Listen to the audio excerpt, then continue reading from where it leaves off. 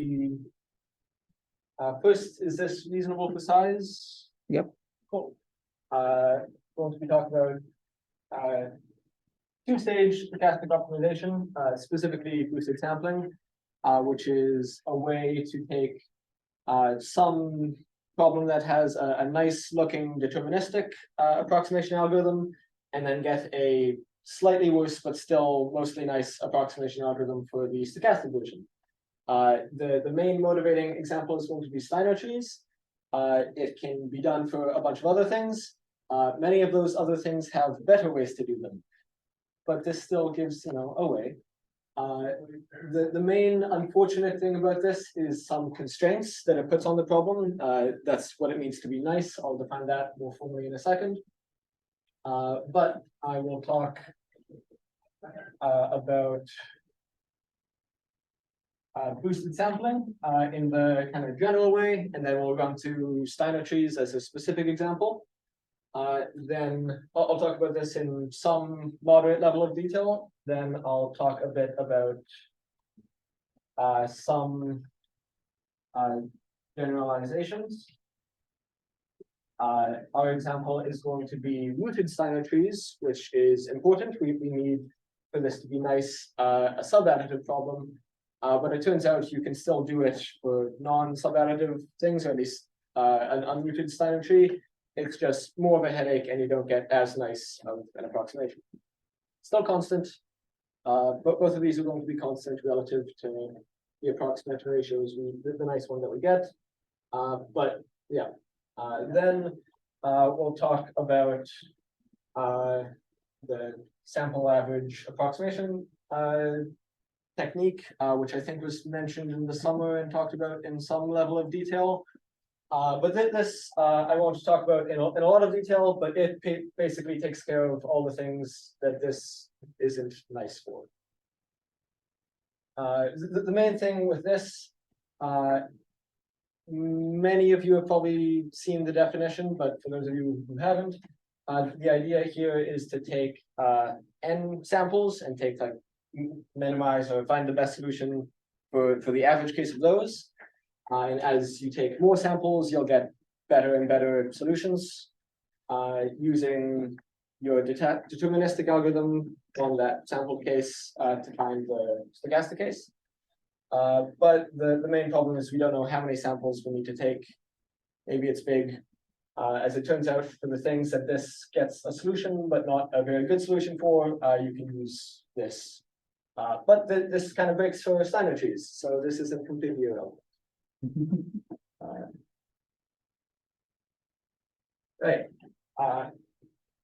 Now for a less hand-wavy definition of our problem. We're going to be doing two-stage because it's easier to explain, but this can actually be generalized to like a k-stage for some constant k. Stochastic optimization problem. Okay, we'll define our problem in a kind of generic sense.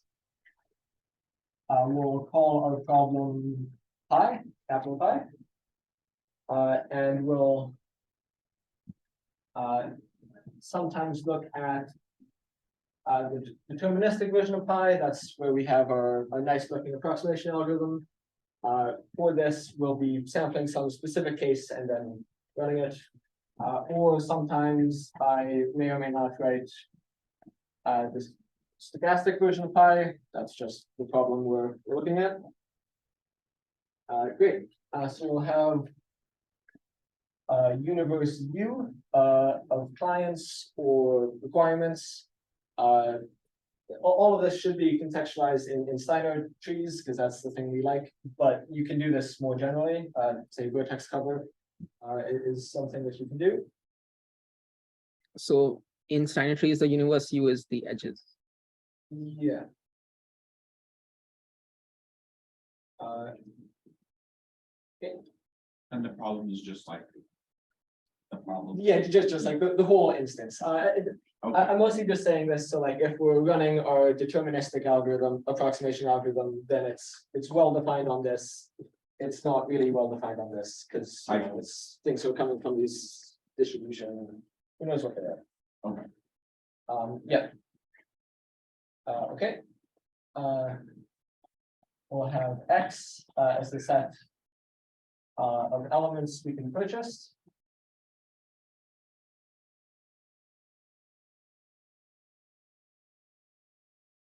And we'll have for any subset of this set of elements we can purchase, we'll have the set of feasible solutions is Sol X.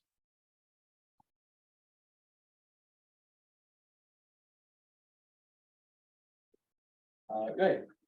And then some standard notation like the optimum of some solution is, you know, some opt value.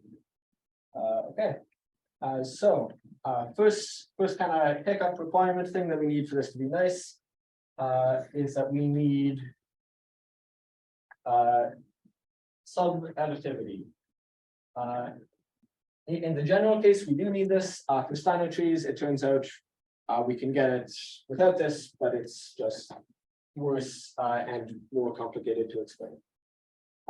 In particular, if we have S prime as some subset of clients, and with feasible solutions F and F prime, then S union S prime is you know, is in this, of course, and also that this is taking the union of these is also a feasible solution for the union of this. So this does turn out to be important if we have our rooted Steiner tree, which is the thing we're thinking about with some solutions for S and S prime. We know both of these have to have our root. So this is still a feasible solution for S and S prime. But if it was unrooted, then there's no reason that these have to share some common vertex. They could be this disjoint, and we don't have a Steiner tree, this forced thing, which you can also kind of do, but again, it's even worse and more complicated. So we don't like it. Okay. Our problem is going to be given in 2 stages, or more generally K stages for some constant K. In the first stage, we're going to buy some solutions, but we don't know what we actually need to satisfy yet. We're just going to purchase some elements. And then in the second stage, we are going to also do that, but we'll actually know what we'll have our requirements revealed to us. The bad thing is that the costs will increase in the second stage. So more formally, we get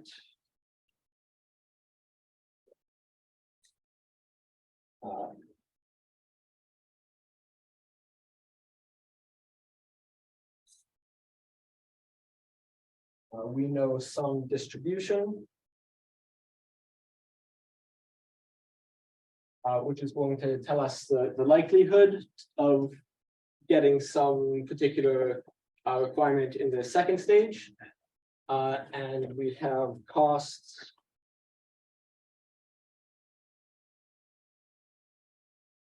C of F for some F potential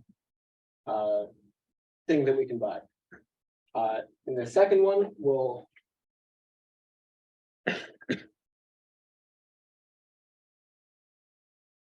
actually have access to what we need to buy. We know we need to buy this now, but we'll have costs sigma, where sigma is some constant times that whatever we need to buy. So all of our costs are scaled up by some constant. You can think of this loosely as inflation. Yeah, we want to build things ahead of time when things are cheap, but we don't know what we need to build. So, you know, ideally we get what we want, but maybe we want to leave a little bit unpurchased so we don't pay too much unnecessary things. But at the same time, we, you know, want to pay the cheaper costs. So it's this balancing act, which is familiar in stochastic optimization. Note that this is not the most general case because we're scaling by this particular thing. Slightly more generally, we can do this if we're sampling this randomly, but we kind of need this nice scaling property. If these are just arbitrary, some random more expensive things, maybe some get more expensive, you know, by sigma 1, some get more expensive by sigma 2, etc. Then this doesn't work very nice, and there are some complexity results that say you can't get too close. See the cost of something. Hmm? C is the cost of something. Yes, C over F is like taking all of the elements in F and summing over their costs. So if you want to buy some, you know, set, all of our edges have costs, and we just sum over them. We have to pay for each edge. Okay. Is S like sampled from pi? Yes, S is sampled from pi. Yeah. Yes, that's important. Okay, then. One last question. What's Yes. our goal? I mean, We want to have we want to satisfy our requirements with min cost. and the requirements are important in this question, or like we're generally talking about. Yeah, I mean, like they're just some, so like for our Steiner tree example, these are going to be our terminal elements. In a more general case, like vertex cover, they're, you know, things you want to cover.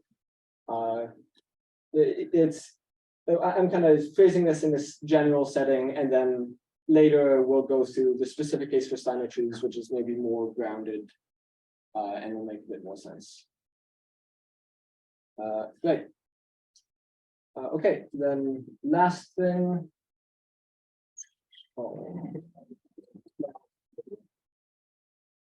Last thing to set up is cost sharing, which is how we get our nice quote unquote approximation ratio or approximation algorithm. Okay, so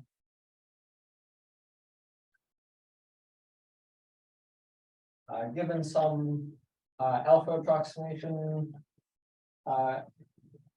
algorithm for the deterministic version of our problem, we'll call it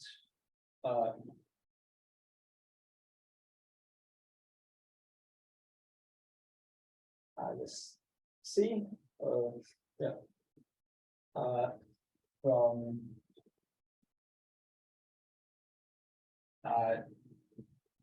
subsets of our universe with a single element to non-negative real numbers,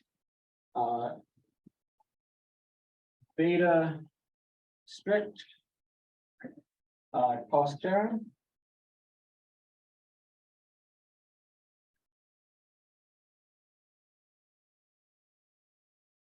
If we have the following properties. One, for any subset of our universe,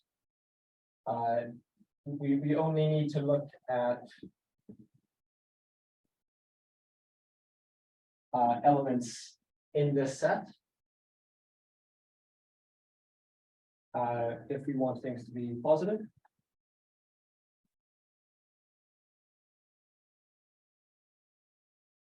So when we write a set in this first part, that really just means we're restricting our attention to that. Property 2. Or again, subset of our elements. We have that.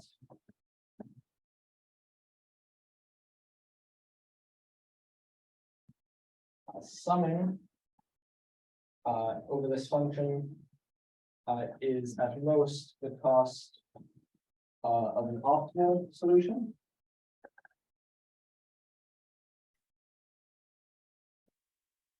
Sorry, under the brackets.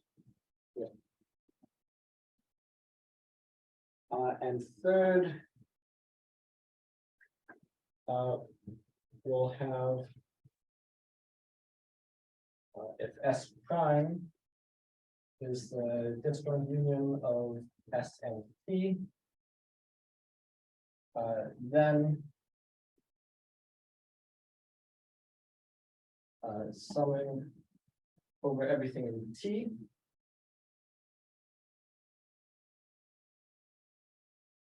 For S prime, this is our bigger set, is greater or equal to 1 over beta times the cost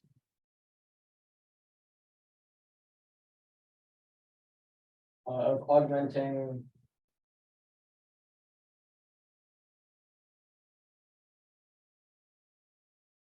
the solution we get from our deterministic approximation algorithm run on S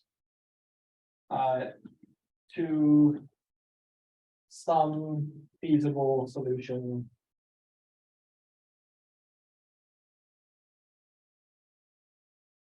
for S union T, which is S prime. So the kind of vague intuitive idea here is that we were splitting the cost of this set between elements. And when we add some elements to a set, then we're not going to be increasing our cost by some crazy amount. Sorry, I have a problem understanding the function. What's the first entry of it? This is subsets of U. Is that 2? Yes, so this is a 2. Okay, sorry. Yeah.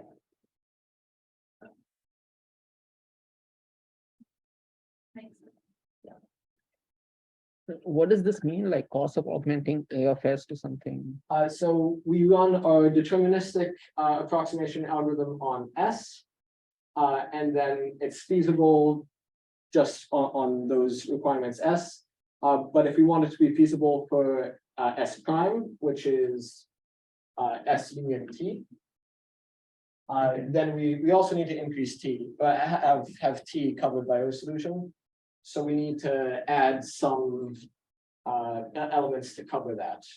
And this is like the minimum cost Yeah, or some greedy cost. yes, some optimal way to augment it. You just Okay. somehow. What are the words you wrote on the left? So yeah, this we'll call fairness, and this we'll call strict. I will point to the definitions though. Yeah.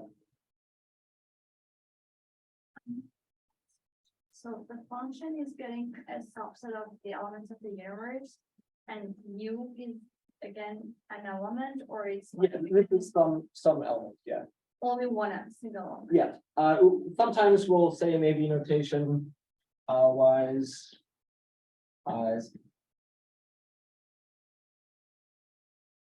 And just some this.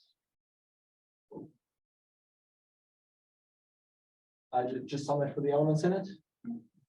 But yeah. So alpha doesn't appear in the definition anywhere. Does No, beta like depend on alpha or something? not, I mean, sort of implicitly, because in order to get this function, we need to already have an approximation algorithm and then get it. They'll be, they don't necessarily depend, but I mean, in practice, if you find one, it's going to depend on your algorithm, so. Great, so this is the kind of confusing definition of nice that we have. And the thing that we're going to prove is that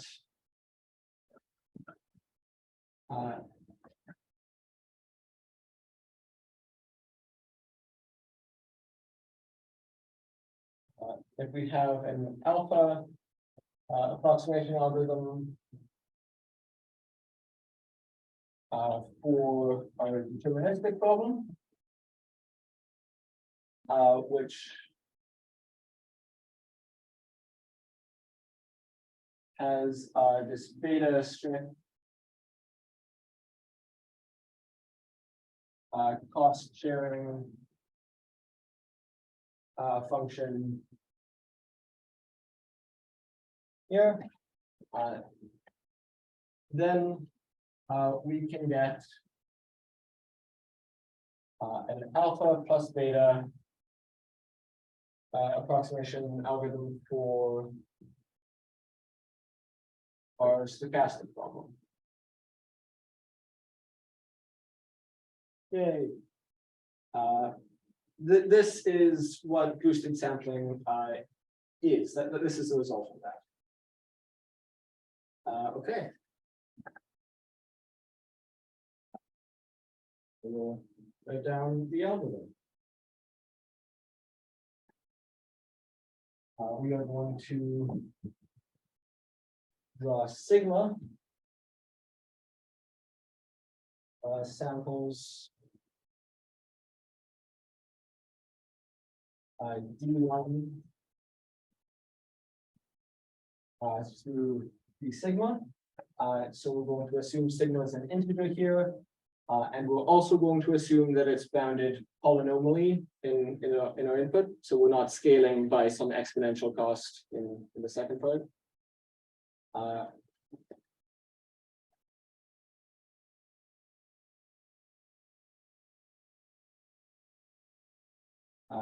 And sampling again from the distribution pi.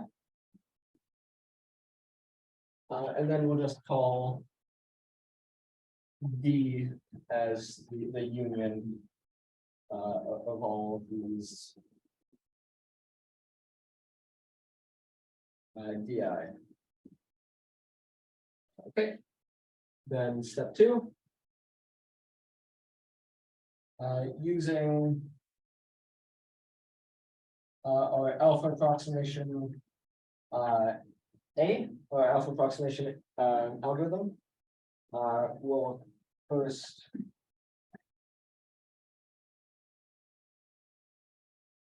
get a solution for the feasible, something in the feasible solutions, assuming we had to buy all of these. So we're going to buy a whole bunch of things while they're cheap. If sigma is big, then we're going to probably end up buying more things because we really don't want to pay more cost later. If sigma is small, then maybe we only buy a little bit. Then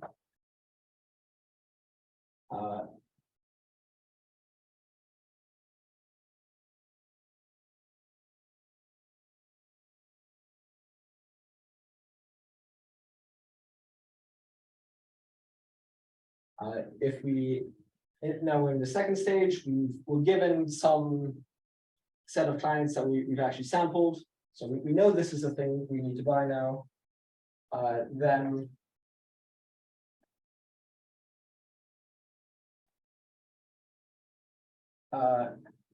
we're going to want to use this augmenting algorithm from our beta strict cost sharing function. So the cost sharing function is an algorithm, like it's not just any function. Yeah, it's a function, and then it comes with an augmenting algorithm. Okay. So you can the augmenting algorithm is kind of straightforward in that you can just take elements, but yeah.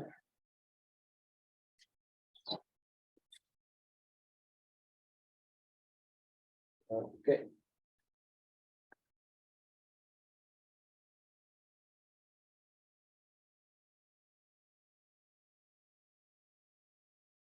And then we'll compute Fs, which is the thing we need to augment for our client set S, such that the things that we bought in our initial stage and the things we just bought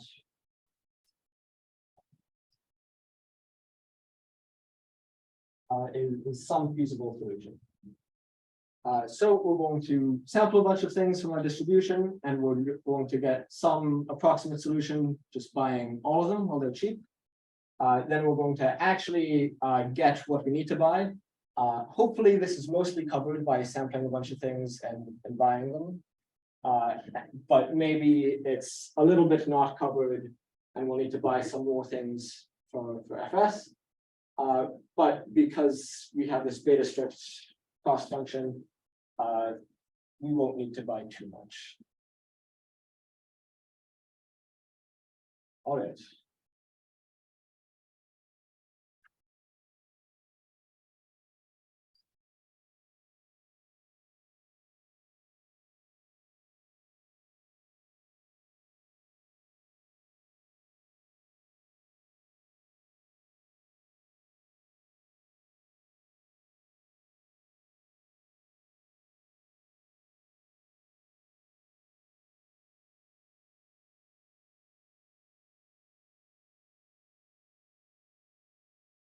Okay, so we will write, say, F star 0 as an optimal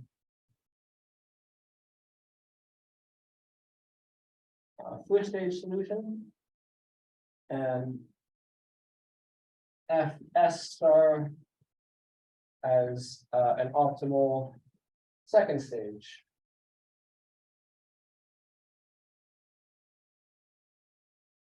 Solution, and we're going to try to show that what we get from our algorithm is not too far off from this. Intuitively, we have our alpha approximation algorithm taking care of this part, and we have our beta strict cost sharing algorithm taking care of this part. Okay. First, let's do the first stage. So we're trying to get around on this. We'll take F1 hat to be the optimal solution for our initial this optimal first stage solution. Union the optimal solutions if we actually did sample each of these D1 to D sigma.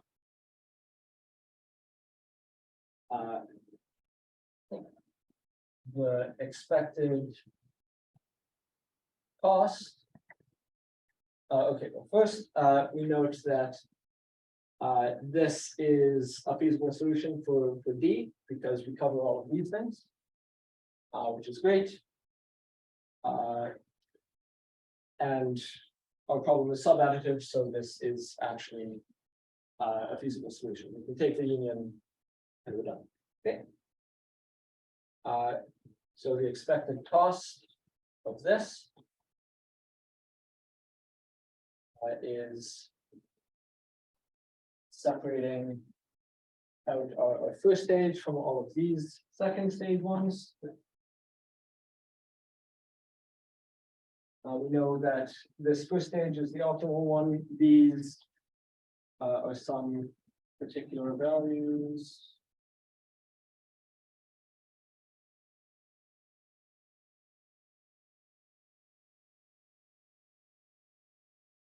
So it's at most, of course, the optimal, and then the expected value from all of these. which is just using linearity of expectation. We can bring this sum outside.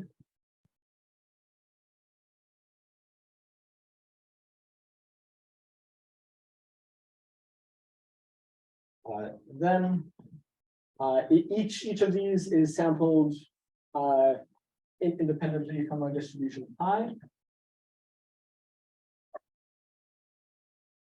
So each one of these sigma many things has expected value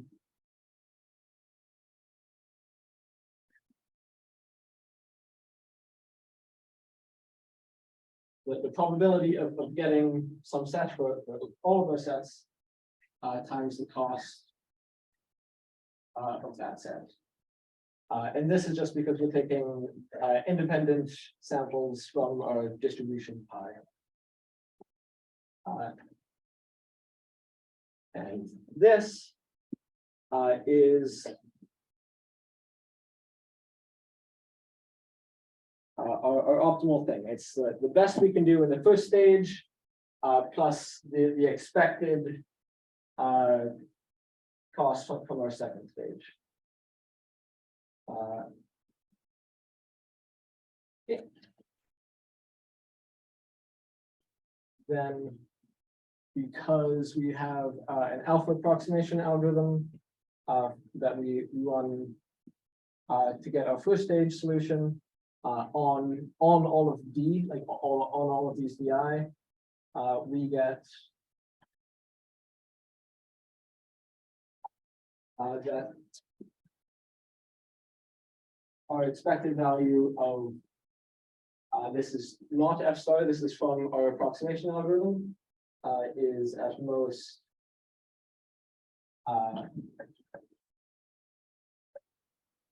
this cost that we just had from F1 hat. And in particular, it's at most this alpha times opt. So all this is really saying is that our alpha approximation algorithm is an alpha approximation algorithm. I mean, where did the sigma go?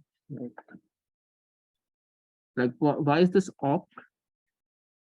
Oh, so this the optimal cost is equal to the optimal cost on our first solution plus the expected cost. This is over every possible solution or every possible like subset. Right.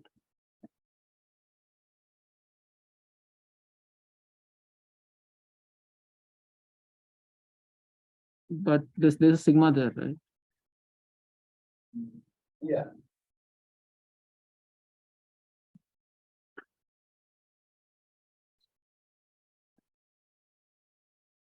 The sigma, how much extra you pay? Yes, sigma goes. Sorry, sigma's here. You bring it.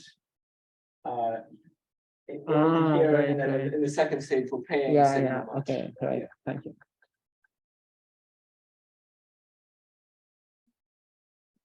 Right. So yes, like again, sigma is important for this algorithm. If we just have some random costs increasing by different amounts, then this argument breaks down because we can't do this. But if we have sigma being some random thing, but still just like a scale amount, you can do all this again. It's just more tedious. Okay.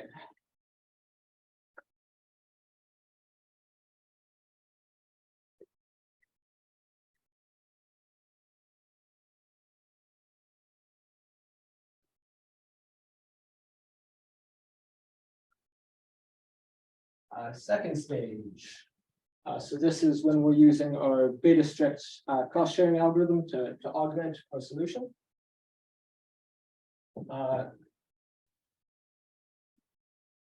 I'll say we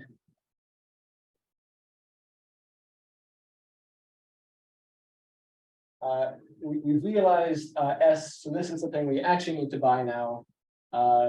In the second stage, this is revealed to us, so we know what it is now. We'll let Fs be from our algorithm, which is on some hidden board right now. But it's the result from, I'll call our augmenting algorithm aug A.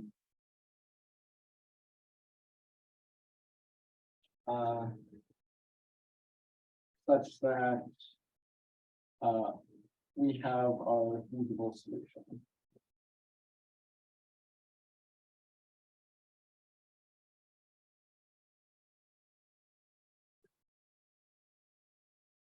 Okay, so again, our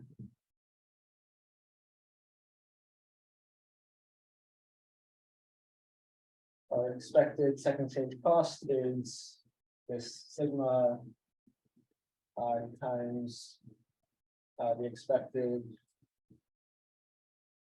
cost of this, because we're scaling up our cost by sigma. We have from our beta strict cost sharing function that the cost of this is at most, this is using this strict property, just bringing the beta to the other side. Beta times our function of increasing the things that we sampled already and bought, and also now buying the things that we need to buy. But in fact, this is a little bit better because we know we've already bought D. And hopefully there's a bunch of overlap there because we were sampling from the distribution that we know things will come from. Okay.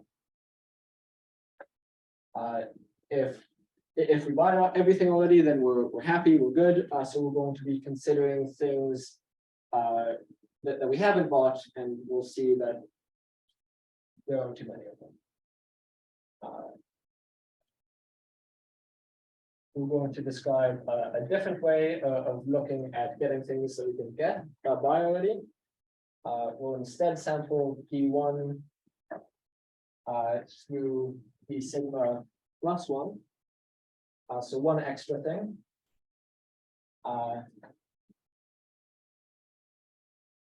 And we also draw S. Then we'll choose some random K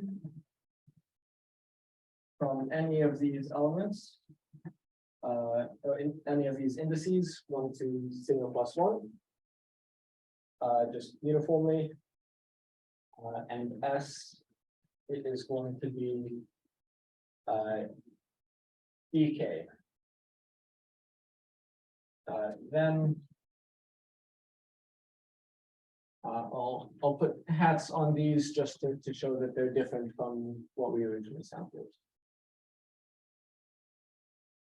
Okay. Then we note that our original thing B is just taking the union over everything that we didn't sample just now, or that's not S. And this is really the same thing. We're just describing how we get S in this funny way. Instead of sampling our D things, and then in the second stage having S revealed to us, we're sampling more things and then having S revealed to us from this extra independent sample that we're pretending we did. Okay. We'll also write this D with an extra bar as the union of all D, which is including the one that became S, and It's D with an extra bar and a subscript minus I, as the union of all the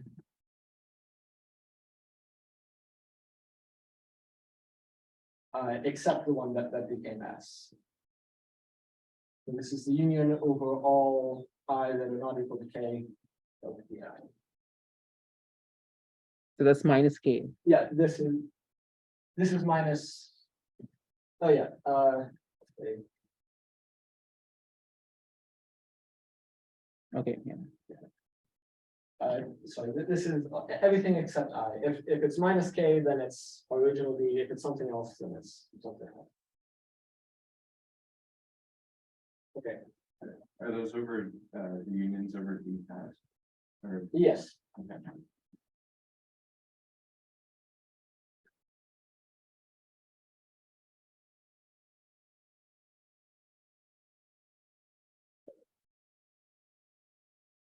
Okay. That's algorithm.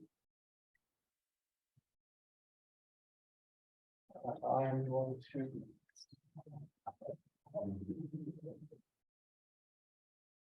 Use this board and hopefully still be seen. Okay. So we have first that our cost sharing function is take out this one that I just hit. We have that our cost sharing function is fair. So taking the sum is less than the cost of the R. So just rewriting that. We have that taking the sum of all of our D hats.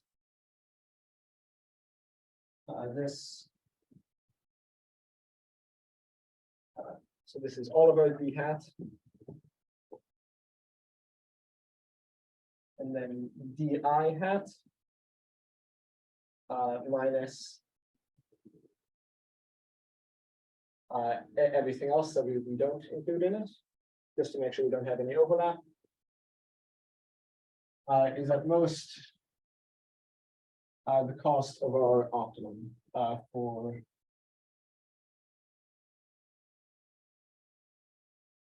taking all of our things.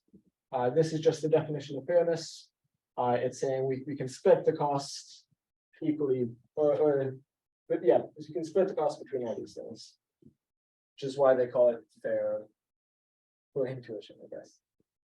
Okay, then since we chose K randomly, like uniformly randomly from that set, we have that the expected value of this thing that we just wrote for the K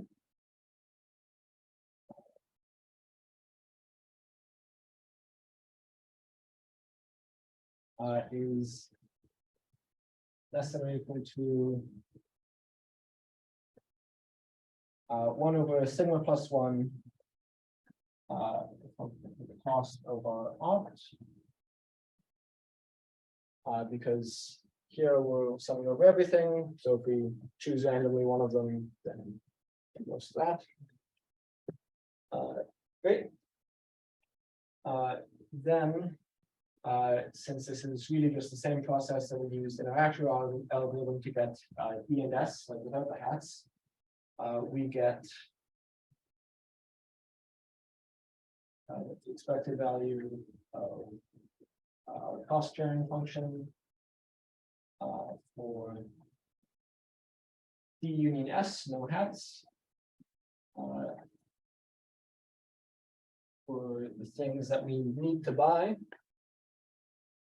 is the same as the expected value for our cost sharing function for all of our D, like big D hats.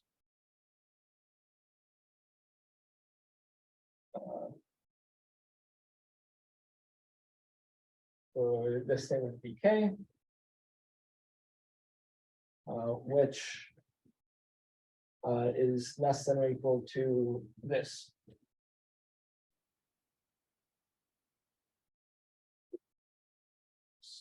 One over sigma plus one times the cost of our optimal solution. Okay, now final step in our full general thing, which is, I realize, taking a little longer than I originally thought, sorry, is that we need this thing that we just wrote down, the expected cost of our big B hat. We want this to be less than or equal to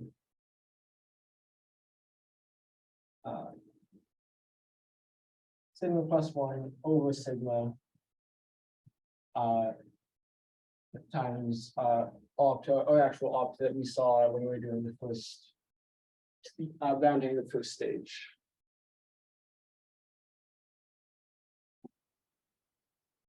I'm going to erase this board, assuming we all remember the definitions of D hat. Okay.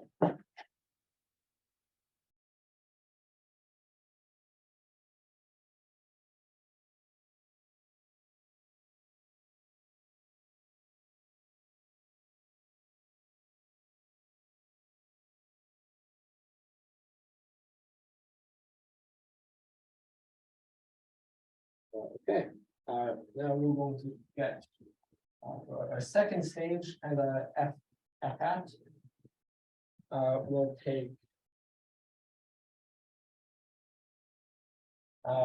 this optimal first stage thing that we saw before, union. Again, these kind of BIs, except we'll go over all of our B hats now. All the way up to optimal for E hat sigma plus one. Again, this is some. This will lead to some feasible solution because we have our sub-additive problem, and we're just taking the union of a bunch of these. Then we get that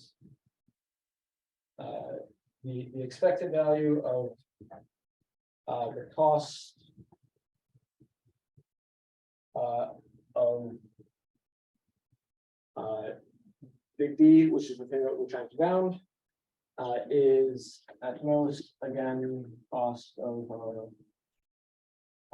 first stage plus everything from our second stage. In expectation.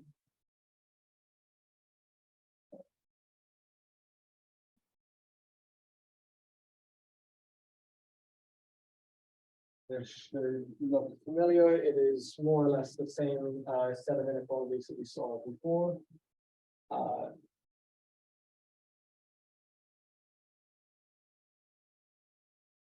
I'm going to call opt one here. First stage optimal value, that was the thing that we bounded earlier. Well, we bounded our solution, but this is what it would be in an optimal solution. Plus sigma plus one times what the optimal second stage cost would be over sigma, because of our cost scaling, which just dropping a little inequality is at most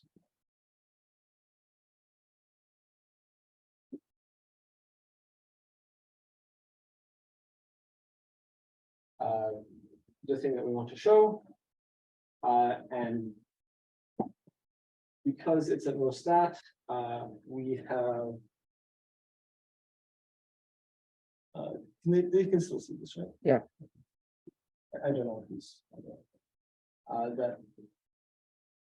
The expected. Cost. For FS, no hats or anything, so this is the actual second stage solution that we're returning from our algorithm. Is.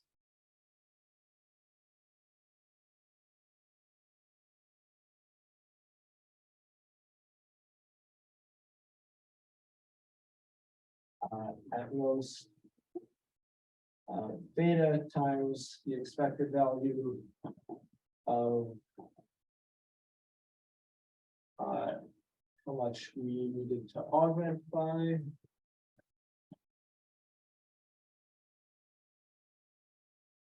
Which. Using.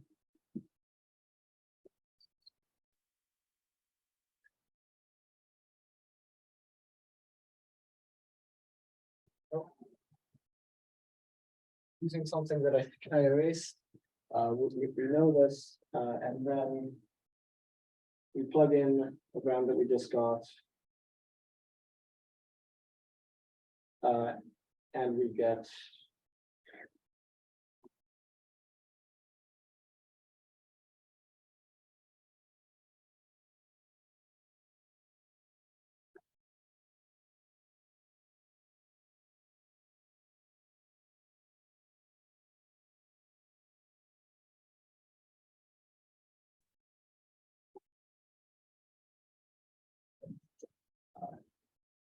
Write this a little more clearly. We know using the thing that I erased that this is at most 1 over sigma times opt. Then we use that and we get oh, sorry. I've kind of abused the notation for opt here a bit. This should be like opt 1 plus opt 2. But we get that it's at most a factor of beta off, which is great. And a bit haphazard. And a bit longer than I intended it to be, which I apologize for. But I'll maybe just say a few things about specific cases.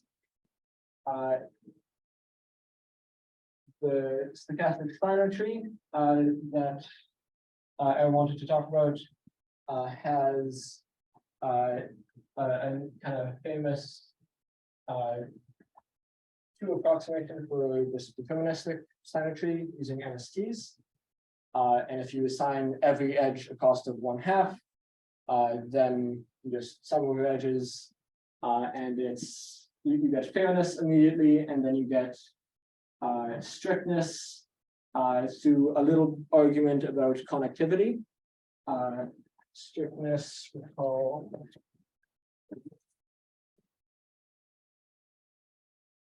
is at most 1 over beta this. So you're going to get a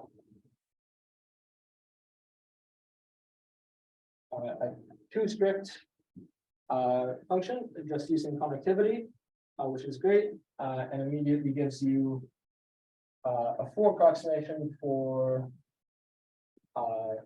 stochastic Steiner tree, which I'll call SSP, using these bounds. What is the stochastic variables? So in stochastic Steiner tree, your terminals are sampled from some distribution. You don't know what the distribution Oh, is. the terminals are. Yeah, the terminals. So you want to buy edges for your tree. You can buy some of them cheaply ahead of time. And then after edges get more expensive, and then you're told what terminals you actually need to cover. You know what your root is going to be, but you don't know anything else. But you immediately get this. But this 2 strictness argument, which is Not long, but I'll skip so I don't abuse your ears with a bunch of random symbols. It only really relies on connectivity. Yeah. So, distribution of Yes, circles. we know the distribution. Oh. We have pi or distribution of what our potential sets are. Very good. Yeah. You can get different results if you only approximately know that distribution, but that's okay. But the point here is that we have a two approximation and our cost sharing function. This is too strict, but that argument only relies on connectivity. So you can actually just plug in fancier, more complicated approximation algorithms. The paper originally used a 1.55 approx. There has since been a better one. So this turns into an even better approximation. This would be needed. Connectivity, like graph connectivity? It's like for a tree that we're building up, like, because we need to be connected to the terminals always. In our strict function, just the argument just relies on that. Oh. Which is very easy to see when we use our true approximation for MST. And then like this 1.39 is some randomized LP rounding thing. But it's still going to give you a feasible, solution. Which is nice. And then this also works for other things like covering problems, like set cover, vertex cover. But we first need this kind of sigma scaling of our costs, which is not super nice. It constrains us to that. And there are algorithms that don't need that. There's one by Schmoyes and Swamy actually that first they use the ellipsoid method, which is kind of slow. They write down a very natural LP formulation of the two-stage thing where they want to minimize the cost of buying the first thing and minimize the cost of the expected value from the second stage. And then they relax that to a linear program. The only problem is that there's exponentially many variables and constraints, which is a small pickup. But they can use the ellipsoid method and do a whole bunch of complicated gradient and subgradient things. And then they get an answer out of that, but all of that is kind of unnecessary. What that tells you is that if we use this sample average approximation, where we just took n samples for some n, for the things that Swamy paper tells you are good, which is covering problems like vertex cover, basically not Steiner tree, but everything else this is good for, then this n is polynomially bounded. So you can use this instead, which is much faster. And you're great. Then finally, all of this is two-stage. So we have our cheap edges and then our more expensive edges when we actually have our terminals revealed to us. You could do this k stages, or in each stage you're revealed a few more terminals and your edges become a bit more expensive. And instead of getting this nicer thing, you get 2K approximation, which is good. And you can also apply the same algorithm for any of the other like vertex cover and things, except for those, it's exponential in K. So this is really only good for Steiner tree. And as it turns out, you can do this in K stages for the other things. And it's not exponential in K, it's nice. So this boosted sampling thing is kind of Steiner tree all in, and that's what it does. And then this SAA, it was in the slides from the summer, so I'm sure some of you know more about it than I do. But it is allegedly a very common technique, at least in practice.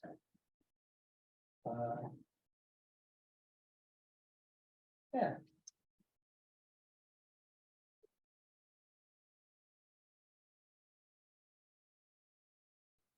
Any questions? What are problems? We show the problem can you? Yeah, so this, I mean, you can use anything that you have this like alpha approximation with beta strict cost sharing. They give let's see, Steiner trees. You can do unrooted Steiner trees as well, but you have to modify it because it's not a sub-additive problem anymore, and it's slightly worse. You can do facility location, you can do vertex cover. And you can also do Steiner forest, but that's kind of extra bad. I think you still get a constant approximation, but it's something like 20 or 40. And it starts to deviate more and more from this because more and more things break. But you can still do it. There are modifications you can do with this like strict function, which can give you some slightly better approximation ratios for like vertex cover, but they're still not as good as this, and they're still constrained by that sigma scaling thing, which this is not. So Steiner trees are happy with this. Maybe there's been a better thing for Steiner trees since then. One thing to note about this algorithm that is kind of maybe not nice is that in the first stage, we sample these things for all of D, and then we build an alpha approximate solution, which is, you know, a Steiner tree. But in our actual optimum solution, there's no reason that we need to buy a tree in the first stage. We could just buy some random things and then connect them later. But this algorithm forces us to buy a tree. So that's, maybe you can do better. If it has been shown actually, if this is not just scaling by something, then this is it's as hard as label cover, which is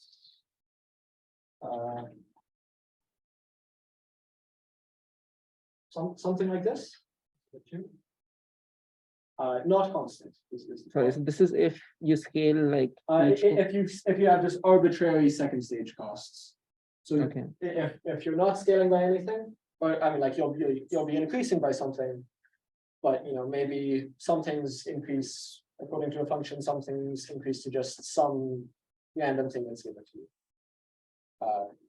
If this isn't like this uniform scaling, then it's bad. You could randomly sample this. Then Steiner tree is bad. Then Steiner tree, you can only get this close to it. Okay. Yeah. You can randomly sample sigma, and then that's still okay, but it kind of needs this uniform scaling of costs.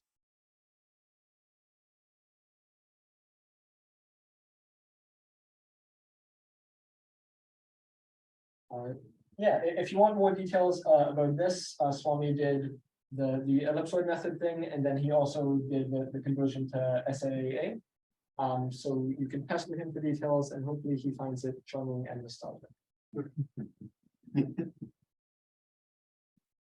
Okay, any other questions? So, but we don't have like, you said like name a couple of questions that can be done in this format. Yeah. You don't have like a kind of classification for these beta strict conjugate. No, these beta strict are just something that you have an approximation, an alpha approximation algorithm, and then you come up with the beta strict cost Like sharing thing. somehow. Yeah, Okay. they are apparently used in like game theory and things sometimes. They're called like fairness and strictness because you're splitting up the cost between, you know, different people, and you want to, you know, increase things by this strict amount. So I mean, you can maybe dig through literature and have something pop up, but I don't know that there's a nice kind of like, oh, all covering problems have this, and then, you know, some family of reductions. I don't know. You say stochastic vertex. Yeah, you can do, you get like something like an 8 approximation with this. But with this, you can get, I don't remember, it's either like a 2 plus epsilon or a 4 plus epsilon, something like that. Where is the stochastic vertex in that book? The things that you're, the vertices that you're covering, yeah. Oh, they are unweighted, like the vertices are unweighted. Yeah.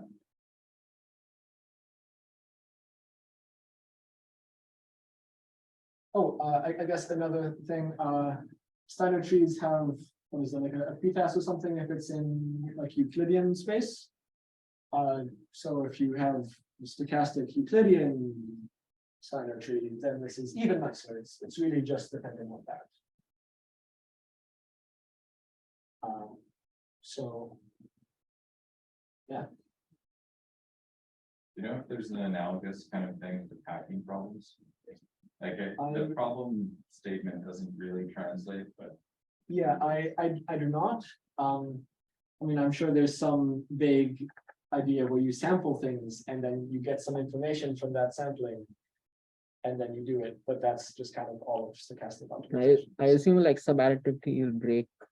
Yes, sub-additivity would break, and like maybe you can generalize the result for unrooted Steiner tree to be more things, because the unrooted Steiner tree isn't sub-additive, but you can still do this just worse.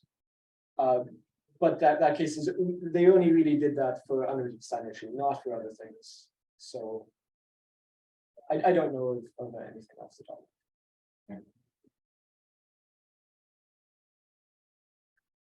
Okay, so if there are no more questions, thank the speaker again.